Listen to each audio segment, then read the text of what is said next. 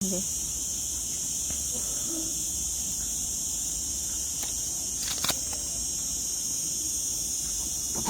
ये है कार संपर्क टैग।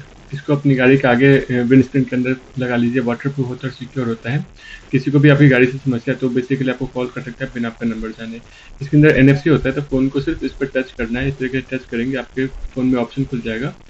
आपको गाड़ी के ओनर के साथ क्या क्यों कॉन्टैक्ट करना है वो आपको प्राइवेट कॉल मैसेज कर सकते हैं। इमरजेंसी में आपको हेल्प भी कर सकते हैं और इसके अंदर आप डॉक्यूमेंट्स वगैरह पे स्टोर कर सकते हैं। गाड़ी का नंबर वगैरह देखिए इसमें ऑटोमेटिकली आ जाता है, कलर आ जाता है, मॉडल नंबर आ जाता है।